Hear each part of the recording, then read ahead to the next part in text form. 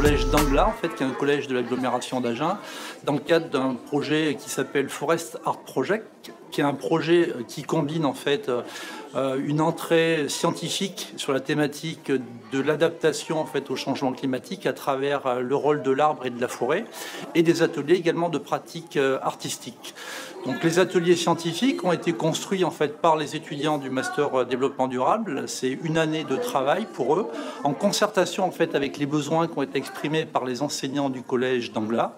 Et donc aujourd'hui, c'est la phase de concrétisation et l'aboutissement du projet, puisqu'il y a 5 ateliers qui ont été construits par les étudiants et qui vont donc être réalisés en partenariat et puis en interaction avec les élèves. Notre forêt amazonienne, au départ, quand elle est toute propre, toute belle, qu'est-ce qu'on trouve à l'intérieur? Voilà, des animaux. Des animaux, et puis on est intervenu aujourd'hui dans le cadre du Forest Art Project pour justement proposer des ateliers de médiation scientifique. Donc là, le but, effectivement, c'était de sensibiliser les enfants à ces questions-là, de façon à ce que, au sortir des ateliers, ils aient quand même un ordre d'idée des questions aujourd'hui qui sont posées par leur mode de consommation, leurs différentes actions. Et faire en sorte que justement ils soient des citoyens de demain un petit peu plus éveillés à un certain nombre de questions. Je m'appelle Pierre, je suis en CM1 à l'école René Musat. C'était le projet Forest Art avec les 6e. On a parlé un peu de tout, la forêt amazonienne, la déforestation, etc. On déforeste pour produire des palmes. Alors on plante de l'huile de palme? Des palmiers à huile qui produisent de l'huile de palme. Ainsi, et on plante du soja. Et ces deux aliments-là, on les retrouve dans le On est dans le master M2 MEF développement durable. Et on fait des ateliers dans les collèges du Lot-et-Garonne pour parler du rôle de l'arbre. On va faire un atelier sur la décomposition de la matière organique. Donc en fait on a deux bacs, un qui a que de la terre et un autre où il y a dedans des vers et des insectes. Et le but c'est qu'en fait ils se rendent compte que dans un la matière organique n'a pas disparu, que dans l'autre elle a disparu. Voilà, c'est le rôle des décomposeurs en fait dans la décomposition de la matière. Et donc on va vérifier ça. Il va vous donner la réponse. Usine de recyclage. Eh bien, les vers de terre, par exemple, jouent un rôle très important. Et une fois que du coup il y a eu la décomposition, C'est l'humus. exactement, voilà, en fait tout ce petit monde, il mange, il digère donc la matière organique et ça devient donc de l'humus. Élise, je suis à l'école René Musat en CM2 et j'ai fait le projet Forest Art, c'est ce que j'ai préféré.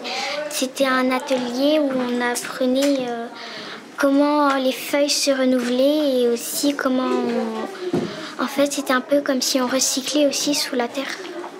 Donc en fait les feuilles elles sont très importantes dans la nature et tout ce qui est vers de terre, fourmis, donc les insectes et les vers de terre sont aussi très importants pour pouvoir nourrir l'arbre. Donc en fait les arbres c'est nourri par les feuilles. Exactement, il arrive en fait à s'auto-nourrir. Donc dans mon atelier, j'ai choisi de parler de l'érosion, de l'infiltration et du ruissellement sur les sols, de manière à aider les élèves à définir ce que c'est un sol durable, c'est-à-dire un sol qui dure dans le temps. Quand l'eau en fait reste à la surface, donc ça reste sur le sol, on appelle ça du ruissellement. Ça rentre dans le sol, on appelle ça de l'infiltration parce que ça s'infiltre à l'intérieur des sols. Donc là, je vous mets au-dessus un petit rappel de ces deux définitions parce qu'on va beaucoup en parler pour chacun des sols. Là, on a préparé des ateliers autour de l'arbre et donc plus particulièrement celui-ci, c'est sur l'exploitation des ressources de l'arbre.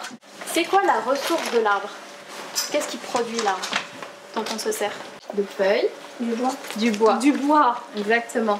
Donc, la ressource de l'arbre, c'est le bois dont on a besoin, qui nous est utile et nécessaire. On peut faire du papier à partir de bois. Oui, Ça peut nous chauffer.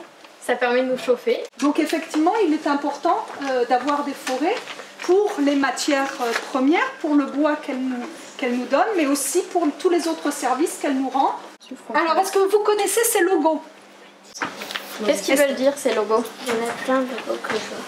Et donc on découvre comment est-ce qu'on exploite le bois et pourquoi c'est important de le faire de manière durable pour pouvoir continuer d'exploiter cette ressource et de s'en servir pour les hommes. Pour arriver à une meilleure gestion du papier, je peux réduire ma consommation, le réutiliser, le recycler. Oui, c'est super. Si tous nos journaux étaient recyclés, nous pourrions économiser environ 250 millions d'arbres chaque année. Alors ça, c'est comme la recette pour faire de la pâte à papier, d'accord? Les 2 premières étapes, c'est moi qui les ai faites en avance. Donc j'ai pris des vieux journaux qui sont inutilisables, on s'en sert plus, j'ai fait des petits bouts et je les ai mis dans de l'eau à tremper, d'accord, pendant 2 jours. Ensuite j'ai pris un mixeur, comme celui pour la soupe, j'ai mixé tout ça et on est arrivé à ça, la pâte à papier. Hop. Vous voyez ici, c'est le protocole pour faire notre papier. Alors vous allez commencer à partir de cette étape. Ok? Donc je vous laisse faire maintenant. Hop. Ensuite, qu'est-ce qu'on en fait? On met un torchon dessus. Il faut finir de bien sortir toute l'eau qui est dans la pâte. Voilà, bien fort. Il faut que ça fasse une feuille. Il faut l'aplatir. Là, il faut le décoller du torchon tout doucement. Vas-y, tu peux toucher. Donc en fait, ça va donner plus un carton qu'un papier, parce que forcément dans les usines, ils ont des gros rouleaux qui permettent de bien aplatir la feuille, et nous, on a juste le rouleau à pâtisserie. Donc voilà, c'est un petit peu plus épais qu'une feuille. Ok ? Au final, le dispositif Forest Art Project s'est conclu par les ateliers au collège d'Anglas. 5 collèges auparavant ont bénéficié du même dispositif pour un peu plus de 220 élèves collégiens de Lot-et-Garonne. Il s'agissait d'aborder les questions d'éducation au développement durable en mobilisant des compétences d'experts dans une logique partenariale, de contextualiser les enjeux du développement durable ici à travers la question des services écosystémiques de l'arbre, ce qui facilite la compréhension d'enjeux qui sont souvent abordés à d'autres échelles. Il s'agissait de faire comprendre que le territoire où vivent les élèves est également concerné par ce sujet.